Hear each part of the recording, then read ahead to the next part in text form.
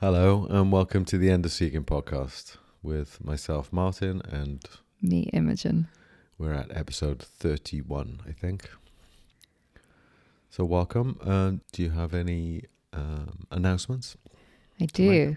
I've got quite a few things going on, coming up at least. First thing is, other than my weekly groups, which is Wednesdays and Sundays, next week I have a 5-day diving deep retreat, which starts on Wednesday the 10th of April and goes until Sunday the 14th of April. So anyone who wants to join that, just note that registration is required and get in touch if anyone wants to attend, but finances are tricky. No one will be turned away for that reason. So you have a whole scholarship thing going on? I have a scholarship program now. And after that is actually my book is being released. Cool. On the 24th of April. It's available for pre-order on ebook, and both ebook and print will be released on the 24th, and you can find out about that on my website. That's exciting. What's it called? It's called The Heart That Knows. And it's a book of sort of poetry? It is. It's a very meditative poetry. It's a transmission, so that's the intention behind it. And then lastly, I've got an in-person, I know it's quite a ways out right now, but I want to just let people know about this now because there's limited space. And that is an in-person day-long retreat in Glastonbury, UK on the 18th of May.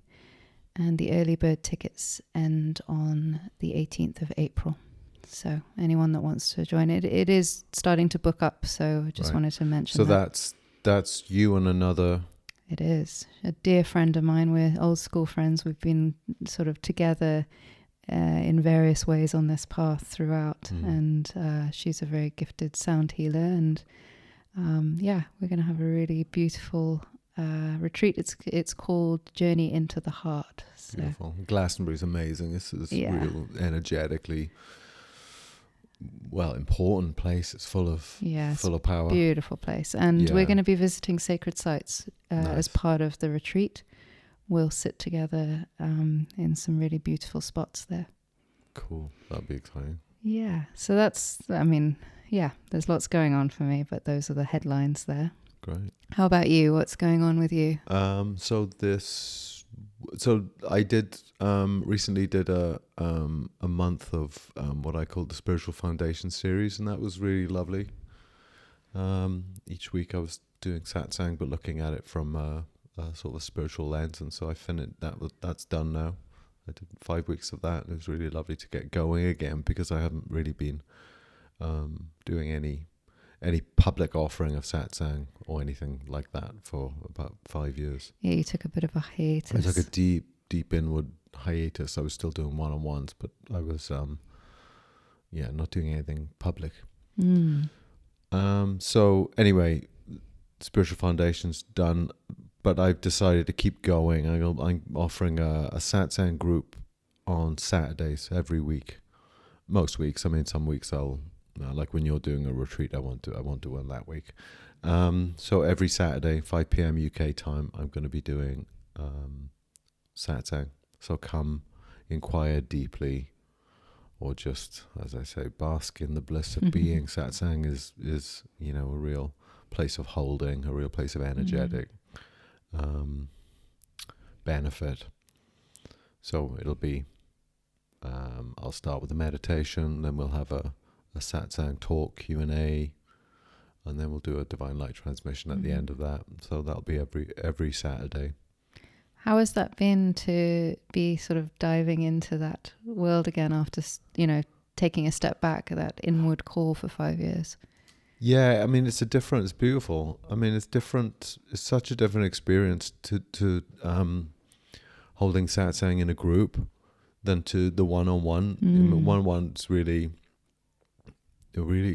powerful, really a juicy place to sort of inquire and to deeply look into one's true nature and all that goes along with that.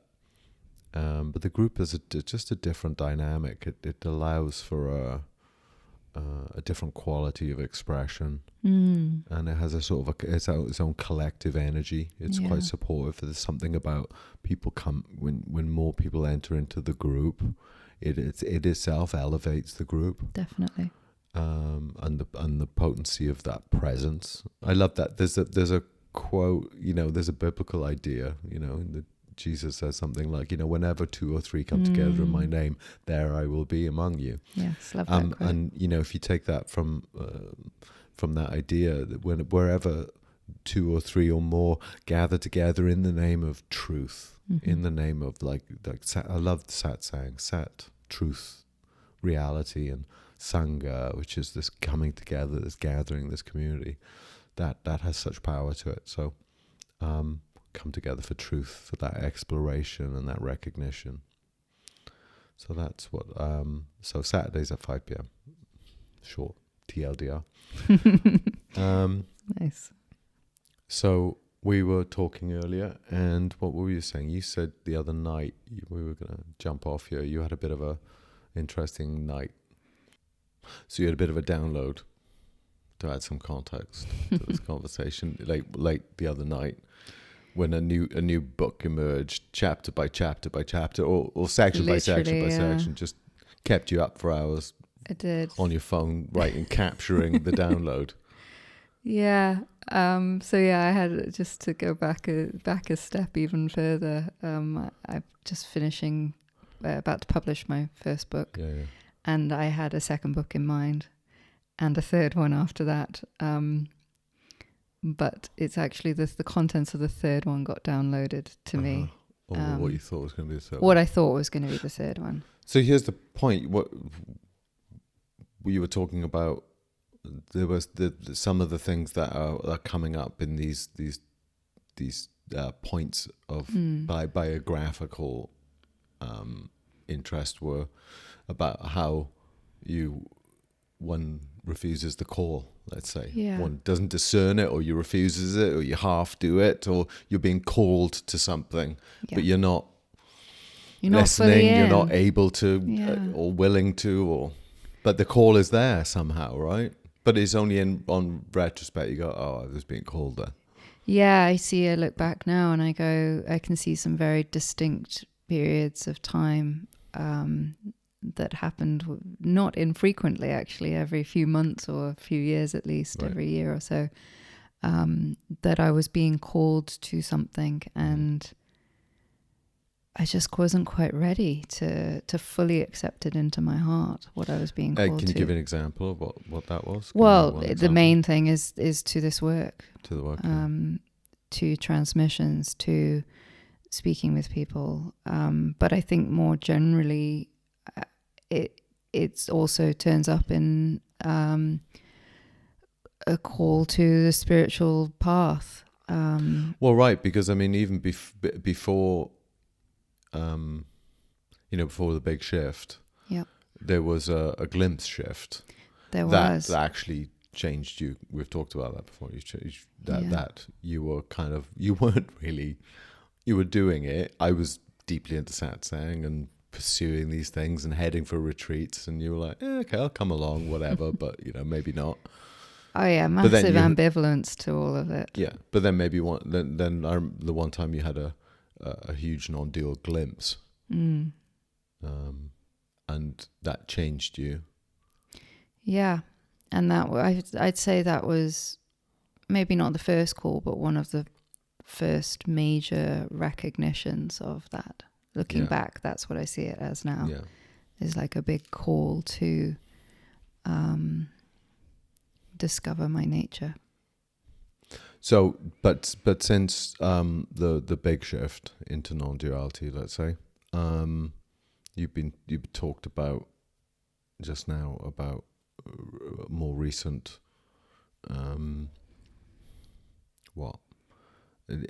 times where you were called and you didn't quite hear it or didn't quite follow it, or I heard it, but I didn't fully embrace it in my heart. And that call came in many different forms, actually. Sometimes it was an outer call, sometimes it was an inner call, sometimes it was a metaphysical call, let's say. Sure. But each time it was the same call, actually. And I guess it was the call of the mystic. I think Right. we were just talking about that, and that's... Yeah, so it's what is the role, in a sense? How does it show up? What are you called to do in regard to this work when you start to offer it? Mm-hmm. We call it the work, or the offering. What do you you come into some place of deep clarity, and the impulse of inspiration is, I just need to share this somehow, and I need to also help. That's part of it, because you come to this clarity, and because you see other people suffering is contingent on some ideas and some ways of being that can be purified, and they can come to you can relieve the suffering of another, help relieve the suffering of another, or point them to the relief of suffering. But of course, how does that show up in the world then? I'm a teacher, or I'm a whatever. Yeah. But it was so recently a talk with some very interesting a person who pointed out to you, in a spiritual sense, that your actual role and being is more akin to the mystic than the, say, teacher per se. Yeah, and it's like when she sort of said that, yeah, it's like I could feel it energetically sinking into my body. And it was like someone had tuned the radio to exactly the right station. Yeah. And my body was like, ah. Yeah. The recognition of that reality. I mean, you call it the mystic in more Western terms, but you call it Jnani in let's say the Eastern terms. Because I never sat well with this role of teacher or guru, or these kind of roles to me. Although you could say, oh, these are the same thing, but. Well, it's where you're teaching from, and you're teaching, or where are you pointing from? Where are you sharing from? Where are you? Where is this? These words that are and these pointings and these insights that are being offered up in support of satsang and the pointing, helping another to come to clarity. Where's that coming from? It's coming from the mystic experience of being itself. Yeah, and I think more specifically for me, what was really being spoken of is the mystic of the heart. I think I would broadly define my path, or the way that I'm drawn to, is the way of the descent into the spiritual heart. Yeah. But it's taken me years to be able to articulate that, and I still feel like I'm quite poor at really articulating that in terms of my own path. And so this book download was very interesting, because just to give more specifics, it was literally Divine Mother sort of feeding me line by line the chapter titles and subtitles, and I'd write it down on my phone, and I was really tired, and I'd switch my phone off and close my eyes, and a few seconds later there was another one. And this went on for 2-3 more hours, and I just wanted to go to sleep. When the muse wants to be heard. And so it was very interesting, because it highlighted for me how this path has unfolded post-awakening. And it's the path of the mystic, really. It's the path of the descent into the heart. For me, post-awakening, actually. Yeah. And also the path of how I teach and how I am in the world, I guess. Well, it makes me think a little bit about, we were both very heavily involved in a particular movement, a spiritual movement, and it's a global institution, Maharshi at the head of it, and And there's all these programs and techniques and very structured knowledge and all this kind of stuff. And it seems in many ways, it's definitely deeply experiential, no doubt about that. And the focus is on that sort of experiential part of it. And I'm grateful for how useful that those techniques were to genuinely introduce me to my own nature. But there's all this sort of Structure. the structure of knowledge, and it could seem like there's this ladder of attainment that you just step on each rung before this and then that, and it seems to be a highly technically a technical unfoldment of a sort of an inevitable structure of attainment, as which you opposed, see in other traditions as well. Exactly, and that's what happens when the things become formalized. But the mystic is beyond that. Yeah, the attainment itself is beyond those considerations, and it's much wilder. It's much more unpredictable, and it's prone to ever fresh expressions in all those who actually come into the fullness of cognition of it. And it's a path led by the heart, led by the divine. It's not a path led by knowledge or experience or understanding or any of these things, or by another, or by a tradition, or by structure. I loved when you said wild, because that's exactly how I've experienced my own unfoldment. Has had a wildness to it. Yeah. And so much of that then for me is about trust and surrender, trusting that wildness and surrendering to that wildness. And that's the heart to me. It defies all explanation. Yeah, and contains all possible contradictions. Yes, it does. It's a path that isn't for everyone.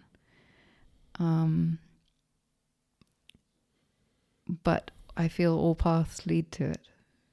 Yeah, I it's interesting. It just the thought repeats on me. I might have even mentioned here in this podcast. I read something about Jung, who had said that actually paradox more closely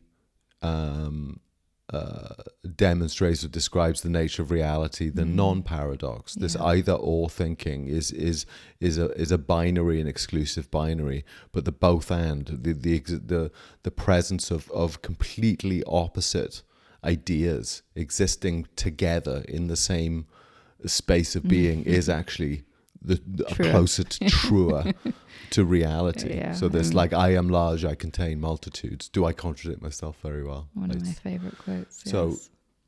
that holding, and it's that's what you're saying. It's the heart, the spiritual heart, the mystic heart holds those contradictions. It doesn't need to be either or. It's both and. It's this can coexist with that in completely paradoxical ways. It sort of defies all rules in that way. Exactly.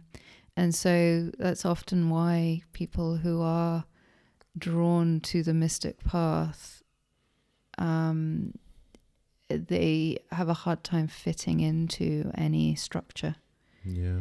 Any tradition, any one singular tradition. They might find themselves, traversing in and out of traditions and drawing from all traditions by way of coming to further trust and sit into the wildness of their own heart. Well, it's interesting. I see these traditions in many ways as, spiritual, organizations or whatever that are kind of very formal and make their offerings in formal ways. I see them as scaffolds or training wheels. They're useful. They're useful to guide the seeker into a certain where to look. In a world of mad diversity, you need these organizing principles to point you back to what's essential: the ground, the self, consciousness, being, the spiritual heart, whatever. And all of these, they aim to point you at that. But once that's been fully realized, it's burst beyond any possible. It's beyond It's beyond the means by which you arrived at it. Well, they actually, the means become a straitjacket then. Well, it's the raft, isn't it? It's the Buddhist idea of the raft. All of these teachings, all of this dharma is the raft that is intended to be a vehicle to get you to the other shore. And when you get to the other shore, you step off and sink the raft. It's fine. But of course, from the viewpoint of those within those traditions, as an aside, it seems that you're not, because you're not adhering to the the various provisions. Sorry, I interrupted you there. I know for a fact that in every tradition I have been a member of, and I don't want to speak for you, but I know you probably fit into this as well, that I would be seen as a heretic. Yeah, right. In all of them. I love that. In all of them. The TM, the Muji, and the Rasa, the transmission. I know I'm seen as that in all of those traditions. And that has caused great pain at certain points when transgressing each of those moments in my life. It has been quite painful to let go of those traditions that were no longer serving, they were actually hindering. And it's caused great pain because it was a loss of community. It was a loss of standing, of a sense of belonging, a sense of care by that community, and sometimes livelihood and job, all of that as well. And so it has been, difficult. And here we sit in a town with no physical community around us, in a spiritual community at least. And in many ways, it's you and I, and we're on our own. We've always, or at least I have always had a spiritual community around me. And for years now, we haven't. We do online, but physically we don't. Yeah.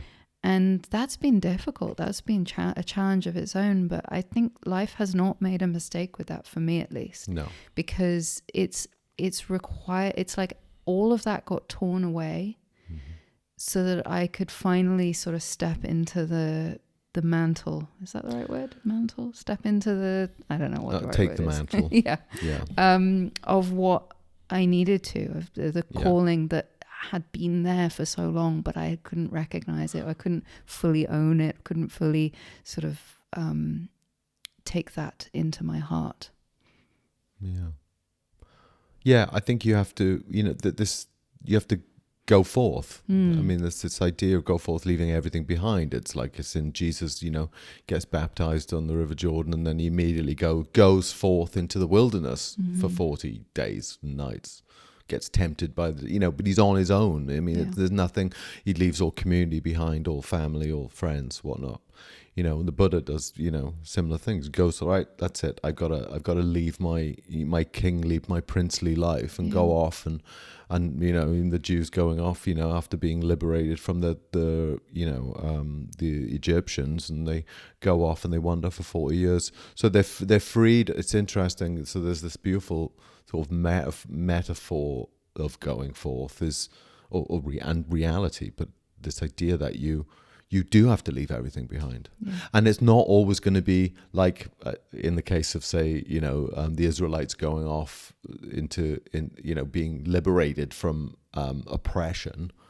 It is not all sweetness and light for the first bunch of time. It's like, yes, you're freed from tyranny, but you're destitute and you're without a rudder, and you don't know what's what, and you have to find your new way on your own and not relying on the structures that made sense in that environment.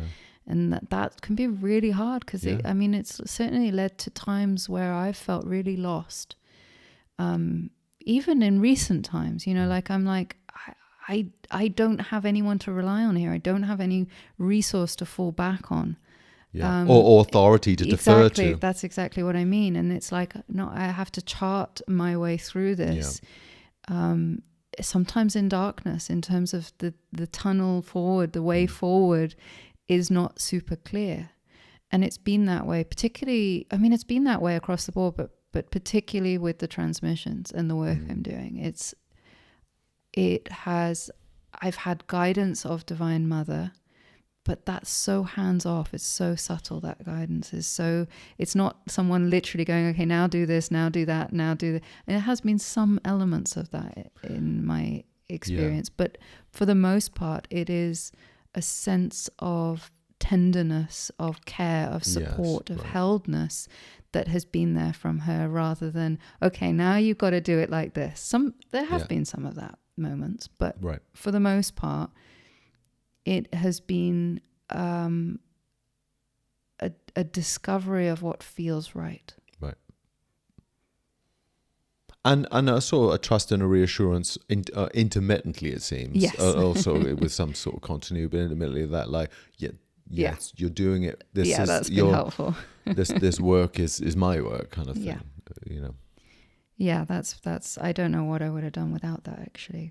But that was a very unexpected. You know, the relationship with the Divine Mother as it's shown up for you at very, very particular times, places, ways, and more deeply, and that's got to be a big surprise. You weren't expecting that, you know, from, you know, you were a yogi and then you're a sort of a jnani, and now and then, do you know what I mean? It's like it's like the contexts in which you understand one's own being and doing. That's a bit. It is bit particularly left coming field from the world of non-duality, which is basically flattens the whole thing. Yeah. In some ways, it can do, at least if it's in the intellectual understanding of it, can flatten the whole thing into the negation of spirits and divine beings and all of this is not. It's just part of the dream, so to speak. And while it is, just part of the dream, there is still the dream to contend with, and the dream can have such a richness and such a vitality and bring so much forth within that. And that's been my experience, because I've really had this for years, had this hard time of, you know, she was showing up in my life in this form, Mother Mary form, and I'm like, hang on, this is not my conception of how all of this works. No, it's certainly not your tradition. And yet you cannot deny the reality of your own experience. And that has taken a long time for me to come to terms with that, of like, how does this work? What does this mean? In fact, I had a friend ask me that a couple of months ago now, sort of like this friend was struggling themselves with the ignited sense of, it wasn't Mother Mary in their case, but that sort of sense of something of an entity beyond, a form of the divine, let's say, a living form of the divine, and how to rectify that in their own recognition, to do with their tradition and the way they'd been taught. Definitely. I mean, I've struggled with this stuff. Struggle, but you know, it's definitely a point of, you know, the oneness of being is the self-evident reality, and yet there's this mad multiplicity going on, and you know, and this notion that the divine is taking form this is the divine taking form, and what is it anything other than our own nature? And then so getting into sort of devotional relationships with particular forms of the divine, other than, you know,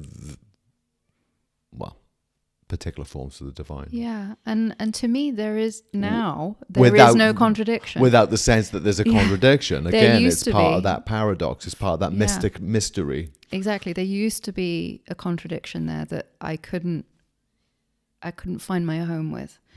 And I think that was part of my journey of the rejection of Divine Mother as she was starting to appear to me, was that I no, this can't be. This is just in my imagination. This is just a thought. This is blah, blah, blah, blah.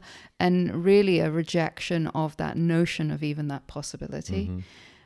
And where I sit now today, I mean, it's taken years to come to this place for me, but like, to me, there is no contradiction. No. In the same way, there is no contradiction of the fact that you are the self and I am the self, and yet here you and I appear. Yes. There is no contradiction for me there. why would there be any other contradiction for the unseen as much as the seen? Yeah.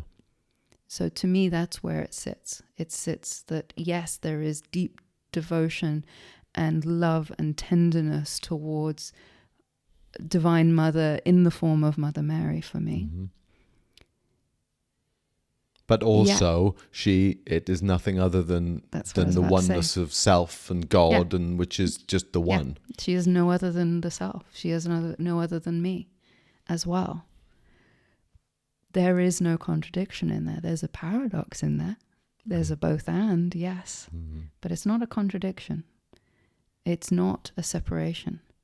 It is how life is showing up, and it shows up that way. And it's been, for me, a beautiful richness of life to explore life in this manner. And I was entirely closed off to it, and I didn't go looking for this at all, but it happened. And it continues to be a great lesson for me. So, yeah, you got basically book 2 downloaded, which was intended to be book 3, but book 2. Yeah.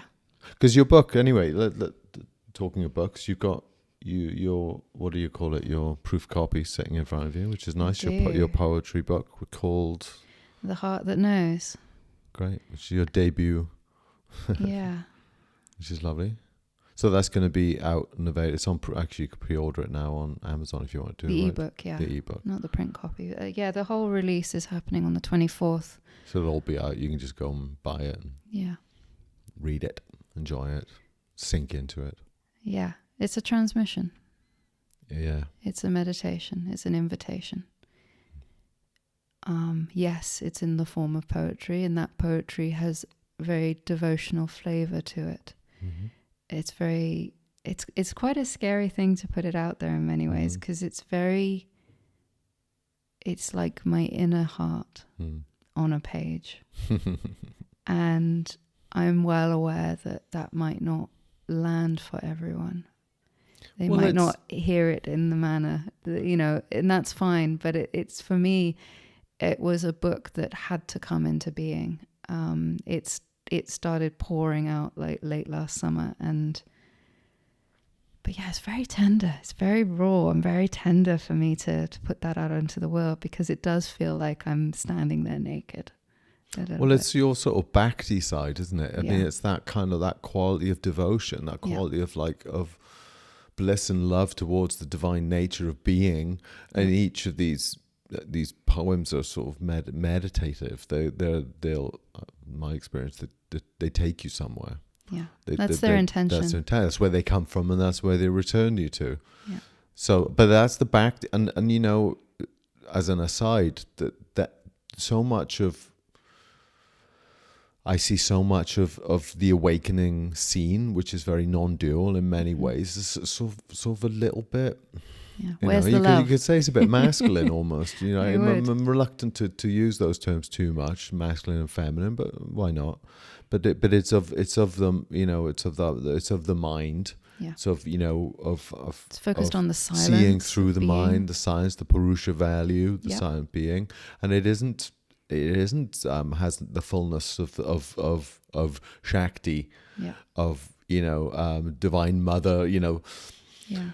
But what's crazy is that if you look at these deep in traditions like Vedanta and Advaita, and these paths. Funnily enough, the other night I was watching a short YouTube about one of Ramakrishna's living devotees, and he was talking about Ramakrishna, and he was just a really interesting, beautiful, interesting, powerful sage. That there he was in oneness, complete, indubitably, awakened to the highest degree, and yet he was a total devotee of Kali Ma, absolutely devoted to Kali Ma, and you'd have these sages come through town and meet with him, and he was so obviously and clearly very exalted, enlightened being, and were questioning him on his sort of devotional, is on his devotional ways, and they're going, well, non-dual, it's all one or one, This and is he was it. going, he said, I want it both. I want it both. I want the both. silence and the absolute and the relative, because it is the both. It is, and the so both. you can fall around, in utter devotion, bhakti to life, to Ma, to God, however you want to. It's that movement of devotion that arises within the self, aimed at the self, in forms, in the formless. It's all fine. It's all, and it's a function. But he was talking about, in this video, this talk about the various forms of the divine, forms of God, that the kind of, what he called them, Ramakrishna called them, the ice that doesn't melt.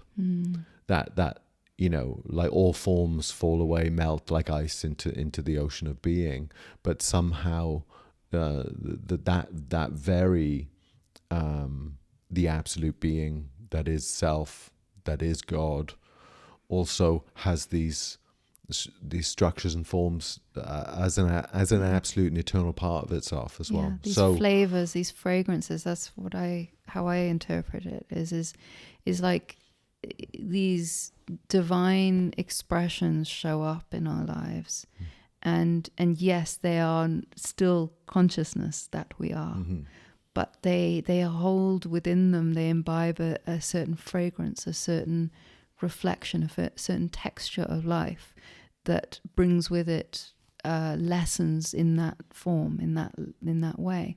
And that's how I would describe my relationship with Divine Mother, Mother Mary. Is it's a certain fragrance, it's a certain texture, it's a certain flavor of life that came to me because that was the flavor that was ripe for me.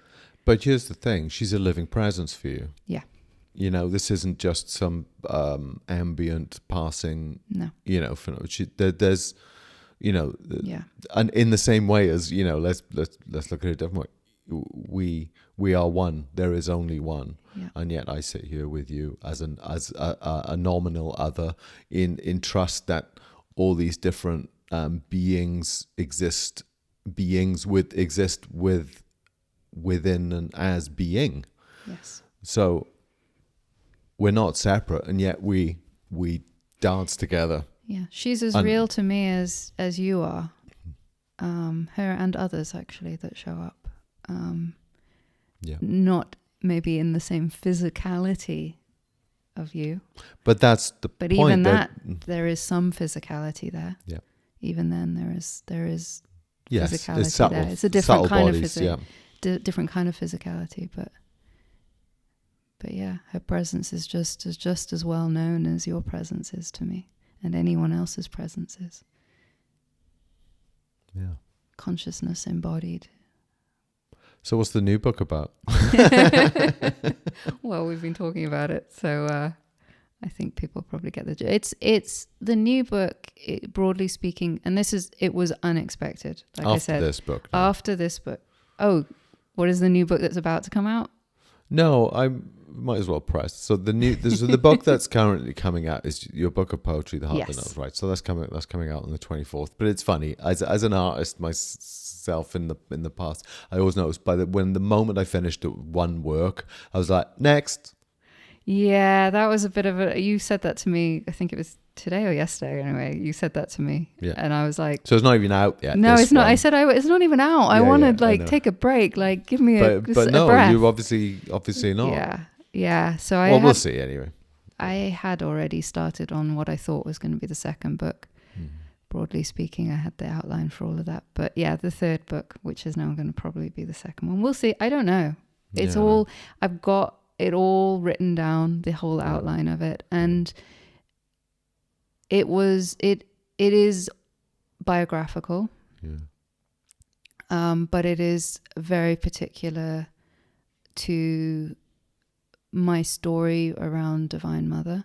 Yeah. And the transmissions and how they are intimately intertwined with my own spiritual growth. Mm-hmm.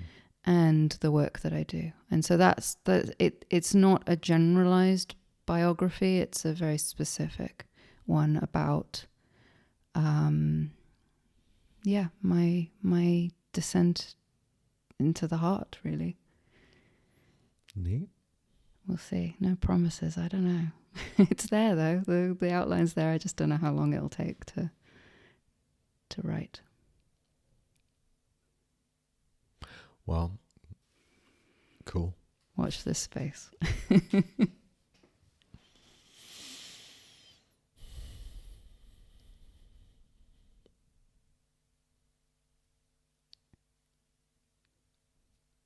To me, it speaks of this thing where when we step out of our own way, we become this vehicle of life. And we were talking about this in terms of satsang the other day, of like how when you step out of the way, you sort of surrender yourself to be in service of life. It's like, okay, this is what's coming through now. This is how the manner in which life is expressing itself through me, yes. But it's that process. And so much of this for me is that. Getting out of your way. Yeah. Well, it's interesting because I think, surrender, let's say, starts this idea of surrender or kenosis even, self-emptying. Yeah, I think that's probably the better word, really. Yeah. Begins at what seems to be a personal level. And then the more completely, let's say, one steps out of the way, empties oneself out, one's own desires, wants, needs, more and more surrender, thy will be done, right? It's a personal plea and prayer and just taking hands off. In the end, all of what was you just disappears and you realize there's none of you here. It is only the divine act moving out. There's no little self left, in a sense. The self is entirely a function of the movement of big self. Yeah, well, just to reiterate even what you said, even small self is the big self. Yeah. Even the ego, the mind, the body, all of it is grace dancing. Yeah, exactly. So, although it starts on a kind of a personal, that it just sort of dissolves it all away in the end. Surrender becomes less, and we've often explored this, and the prescription and the activity of the person faithfully engaged in at a certain point falls away and is replaced or seen to be the action of grace itself. Yeah, the last veil is lifted that says, no, I was doing this, and the recognition of, no, this was just what was happening. I was always being carried in this. That's, I think, a veil that gets lifted. Yeah. It reminds me of that quote. And you're going to have to pick me up on pick up from where I'm starting here, because I, of course, can never remember quotes accurately. I think it was, please correct me, Sun San, was it, who said, if you're going to teach, just Sun teach. San? Yeah, if you're going to teach. I can read it out, actually. I've got it sitting around. I love this. Okay, Sun San, who was a great Zen. I think he was Korean, actually. I'm not entirely sure. But anyway, he was a Zen. He said, when you teach other people, just teach. Only help them. Don't worry whether or not they understand. Only try. If you are trying 100%, then your teaching is complete and your mind light will shine on them. Someday they will understand this. So don't worry, just try. Trying is better than a Zen master, better than a Buddha, better than God. It is already great love, great compassion, and the great Bodhisattva way. So don't check your feeling, don't check your mind, don't check your understanding, don't check outside. Yeah. That's very much how I approach all of it. Exactly. It's beautiful. You just can't, if you're constantly referencing some sense of personal understanding Yeah. When you're giving satsang, when you're in Inquiry. in inquiry, if it's like, oh well, non-duality doesn't say that, then you're missing that intuitive wellspring from which wisdom spontaneously arises in response to the need of that moment. Yeah. And not to dismiss entirely, the value of venerable teachings. Absolutely, just tremendous. But you have to learn to not be referencing your knowledge and what you think you should be saying, but instead to tune into the knowingness in your heart and let the words and the wisdom come forth from that. Yeah. Okay, so maybe we'll leave it there for this week. Thanks for listening, everyone. If you feel to, please like, subscribe, and share, as they say. Okay. Bye for now. Bye for now.